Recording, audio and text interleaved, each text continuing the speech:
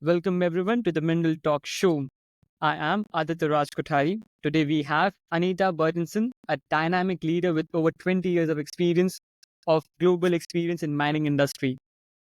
Known for a strategic vision and innovative approach, Anita has driven significant advancement in technology and asset management, adding millions in value for industry giants.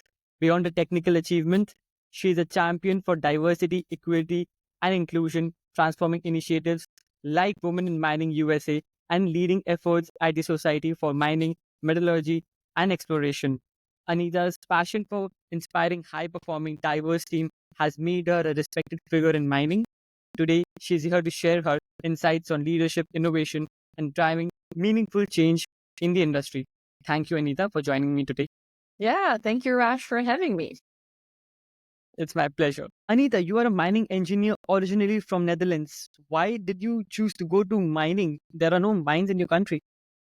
So I get that question a lot. A lot of people are like, hey, a woman from the Netherlands wants to study mining. But so when I was in high school, I knew I wanted to do something with the sciences. So I was good at math, I was good at like physics and chemistry, but just some regular and engineering discipline like electrical or mechanical was just, didn't really attract me. I wanted adventure. I wanted to travel the world. I wanted to meet lots of people. And I think in the Netherlands, you get educated quite broadly and you know a lot about other countries. And I just wanted to see those. And so mining is a super international industry. And I think so far I've gotten all of that excitement and adventure that I wanted in the past 20 years. I don't know why Netherlands doesn't have any mines, but then it's a beautiful place, beautiful mountains, beautiful people, honestly. Well, actually, the Netherlands is very flat. So we do have oil and gas underneath the surface. And we used to mine coal southwest of the country, but they closed down those coal mines back in the 70s because it wasn't economically viable anymore to operate those. I get that. Tell me more about your background. Like, what's the passion with DIE has grown with you? Yeah, so I have to admit, when I chose mining and I started working in the industry, I kind of felt like I chose to work in a male-dominated industry, and so I should adapt myself to be able to just work with my colleagues the way they were. And so whenever I travel to a mine site, I don't know if we can say this on your recording, but I literally have seen centerfolds in people's offices. I just thought like, okay, well, that must be normal. It is what it is. And so actually I think as a young adult, being female, being one of the only ones really helped. You stand out, you're interesting. I wasn't really afraid to speak up as well. So I always did that whenever I saw issues or wanted to have my way. And I think people very much appreciated that. I was kind of oblivious, I think, to the opportunities that I think a more diverse and open industry could bring us until I think one day, not necessarily one day, but as I started kind of climbing up the ladder within our industry, you kind of see more and more and more hurdles and biases and people being promoted. I also viewed quite a few instances where, there were maybe two females around the meeting table and our opinions weren't necessarily like heard or appreciated, or somebody else would say the same thing. And everybody was like, oh, that's a great idea. And I'd be scratching my head. Huh. So when I joined a company called Newmont Mining, I believe now they're the largest gold mining company in the world. This was in 2015, and they had a program that they called business resource groups. It was their first attempt to bringing, more diverse perspectives and people and talking about diversity topics and inclusion topics. And I thought that was just so enlightening. And I also I was working in asset management at the time. It was a group of probably 5 or 6 people in corporate, but then we had, I don't know, like 200 people corporation wide. And I wanted to broaden my connections and network within the company beyond just asset management. So I joined that group and just learned a whole lot about other people, and not just, I traveled a lot across the globe. So I think, I don't know, I've mentioned it, but I've probably been about on every continent, worked in different mine sites in Argentina and Brazil, in Australia, in Africa. And so what I discovered, but always with the asset management and mining group. And so what I discovered through those business resource group, there's a whole broader group of diversity. And I think that nowadays they use the term intersectionality for that. But I learned a lot. I got to know a lot of people. And after a little while, I actually took on the role of leading that group at the corporate, became very passionate, grew it. So we not just have women in our business resource group, but we actually grew it to like 25% male attendance. We had lots of executives dialing in. We were connected with the mine sites. And then I discovered a group called Women in Mining. And this was back in 2018. And in Colorado, they were pretty small. And I'd heard a lot about them internationally. They were kind of like a rising group. And I thought, we can do this in Colorado and the USA as well. We're like one of the biggest countries in the world. Why not? And so I joined that group and yeah, it all kind of took off from there. So we can talk more about Win USA if you'd like, Raj. Definitely. I believe the name which I can give you is Traveler Miner. You travel a lot, you gain more experience, you work with different kind of people, have different, I believe you have a very diverse international perspective towards things. Yes, That's why you were able to lead that particular group. So that's what my question is. How like the international experience leveraged your drive to diversity, inclusion, equality initiatives within the mining industry or within your own corporate organization which you were working upon? yeah, but I think you've partially said it already. I traveled a lot, and I traveled a lot to mine sites, and most of the time, my role was to bring either innovation or cost reductions or productivity improvements to those mine sites. And for that, you have to work very closely with the people that are actually doing the work at the mine. I'm a people person, and so I like to ask lots of questions. I like to listen to them. Kind of through that process, everywhere I went.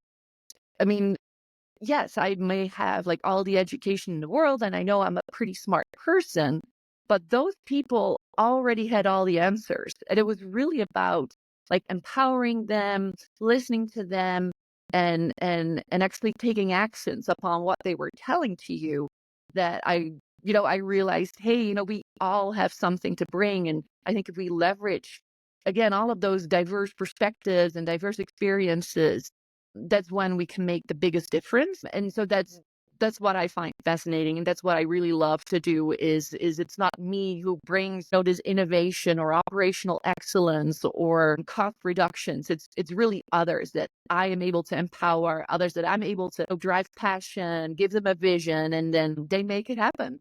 So that's really how I've leveraged, I think, the DE and I. And I think through like my formal engagement with women in mining, the business resource group at Newmont. I've also been heavily involved with a group called the SME, the Society of Mining, Metallurgy, and Exploration. He actually set up a diversity, equity, and inclusion group there as well, and therefore they're kind of spreading that same word and that same philosophy. And I'm just I love it. I'm very passionate, and typically people that thrive within these communities have very same values as I do. You have a very unique perspective, especially in an industry like mining, male dominated, very traditional business. There is no space for innovation. So you bring a lot of innovation, lot of perspectives into the industry itself. Share more insights upon your approach to building and motivating high performing teams, inclusive teams across cultural diversing settings and all.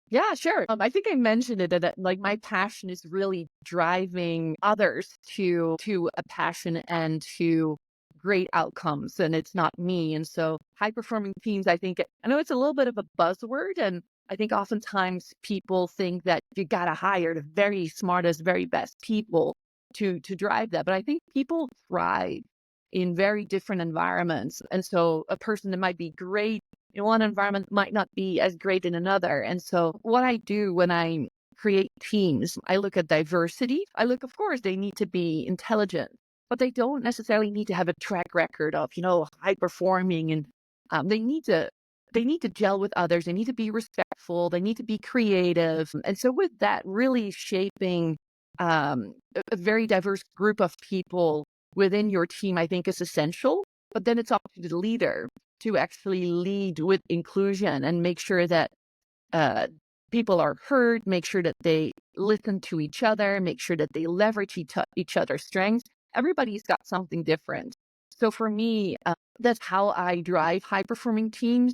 With that, of course, communication is very essential. Oftentimes, people that come from very different backgrounds and are diverse will communicate or hear different things very differently.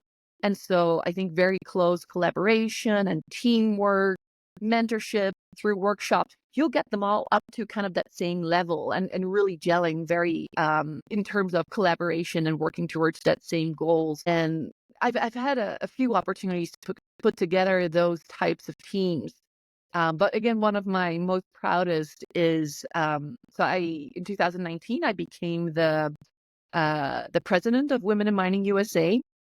We had probably about 350 members across the United States. The organization, the USA organization, has got chapters in different states, and I believe we had like 5 professional chapters and maybe 4 university chapters, student chapters. And so I kind of made it a goal to I don't want to stick here too long. Give me 3 years and we're going to make a big difference. And if we create the programs and the opportunities that people want, that companies want, they'll come and they'll start supporting us.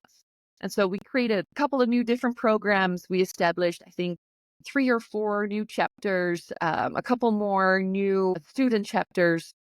But with all that, and so the organization grew tremendously. I think they're almost at 2,000 right now. But for me, what was really rewarding is while I was doing this, I really saw like a group of people that wanted to share and support in that passion.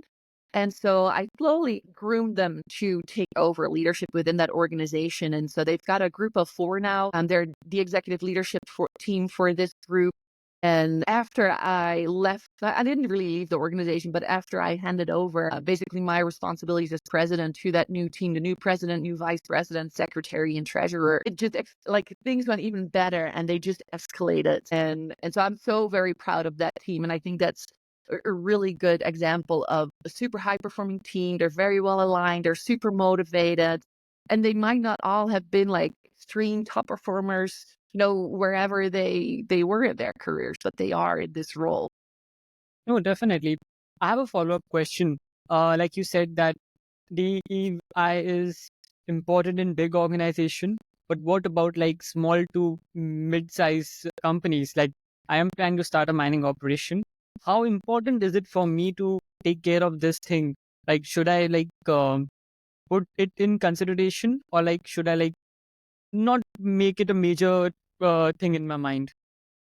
So that's a really good question. There's a really good question. I think, in my opinion, culture is really, really hard to change. So if your end goal is building a large company, an inclusive, diverse company that is thriving and that people want to work at, that shareholders want to invest in, that's making a difference in the world, you got to start now. And so I believe it is important now already. If you've got a team of 3 or 4, sometimes it can be hard to find people with those different perspectives. But I think you can find diversity and inclusion not just in gender, but you can find it like everywhere in backgrounds. And I think you and we've got a totally different background, totally different cultural upbringing. And so I mean you're starting absolutely, I think, on the right track by trying to find people with different perspectives and that have worked in the industry in various parts of mining, of our world. But yes, I think, in my opinion, you should start now if you want to scale up and really grow your company. No, definitely. I mean, that's what the motive is actually. Tell me, is there any like what challenges, opportunities do you see in future for DEI to grow in mining industry? Yeah, well, I think I mentioned it before. Like, cultures are really hard to change. And so I'm not talking about like necessarily cultures within a country, but also cultures within organizations, cultures within an industry.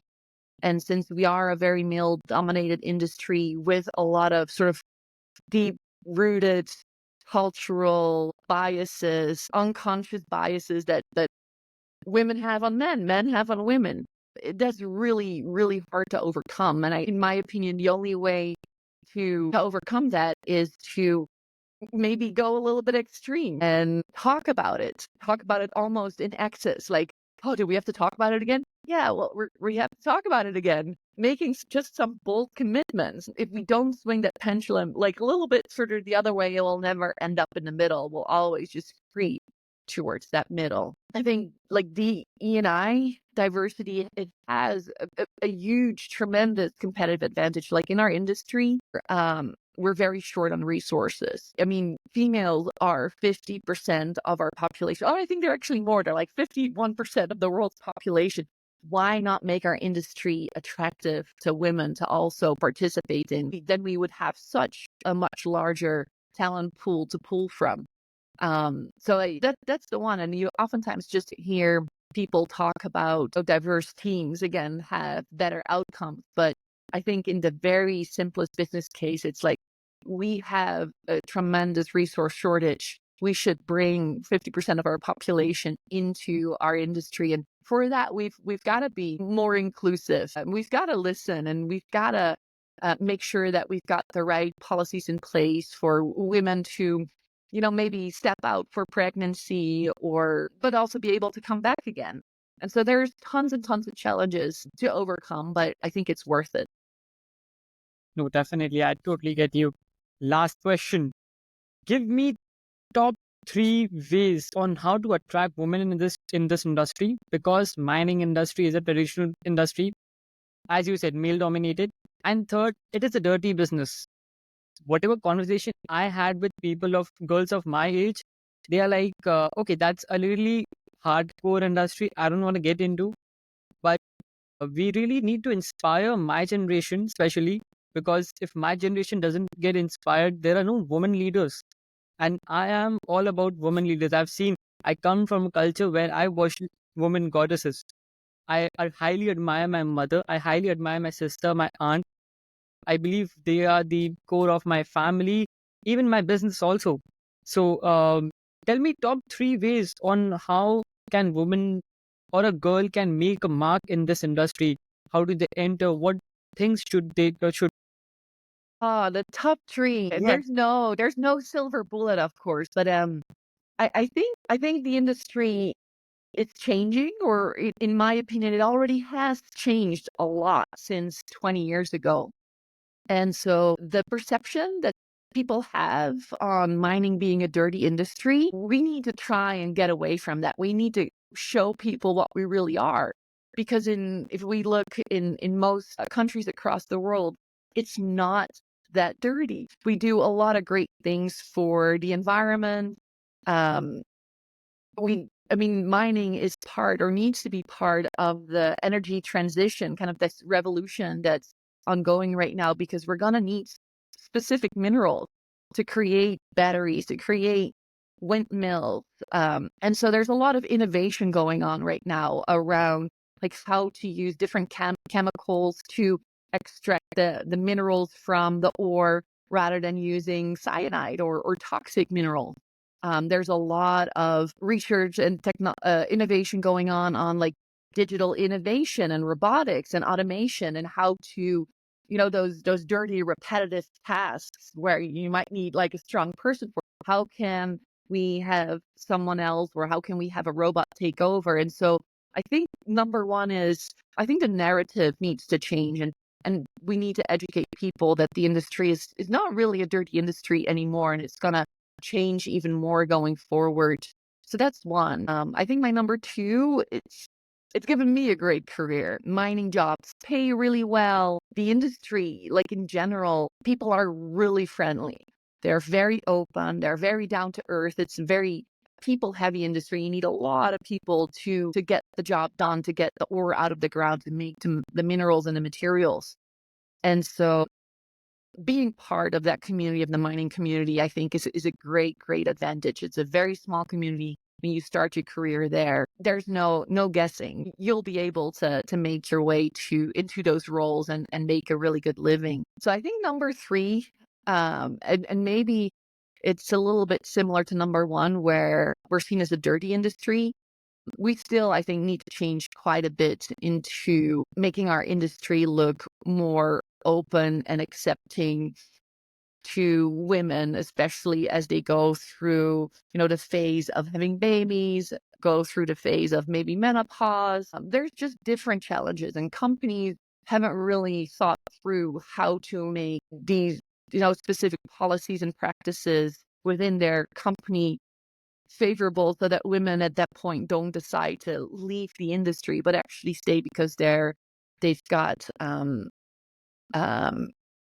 they've got incentives to stay. And so companies like Google and Amazon, the big ones, they actually do those kind of things really well. And so therefore they are very male dominated, but they're definitely going towards a more diverse, gender diverse, basically demographic. Which mining, we need to do that as well. We need to think deep on really how can we retain these women, how can we attract them. In the professional level, we see quite a few more women. It's probably up to like 20 to 25%. So definitely at the mine sites, that it's very, very different. But even for the skilled trade, people can make a great living. So why not choose that as a career as a woman? Well, I have 2 points to add. First is probably partnering up with top corporates, few government bodies, and trying to set up a women accelerator program in mining would help the women to get a really good bandwidth to grow, to understand, and if they want, they can come in to the innovation side of the mining too. Because we don't actually need women engineers, we need women leaders in mining. I mean, Yeah, I that's what. I love that. I love the idea of the accelerator program. Absolutely. And that will also help, I think, attract women from maybe other industries. Like you said, we need leaders. We don't necessarily need people with all the deep mining knowledge. I love that idea. And second is like again a simple training program partnered and collaborated by industry giants. Mhm. I'll probably I believe these two things can really make a difference. Women needs girls, women's people of my age really need to know the importance of this industry because if we don't have mining industry, we are not able to do anything in the world. We won't be able to have our lights. We won't be able to have any sort of gadgets which we are using. So it's the base of every industry. And just want to highlight few things which I'm working upon. Yes. No, you hit the nail right on the head. Absolutely. No worries. But yeah, Anita, it's really pleasure to have you on board, and the conversation was really, really amazing. I hope you have a great day ahead. Thank you. You too, Raj. I thank you so much for the opportunity to talk a little bit about my stories and my Sure, passion. definitely. Bye bye. Bye. Ciao, ciao.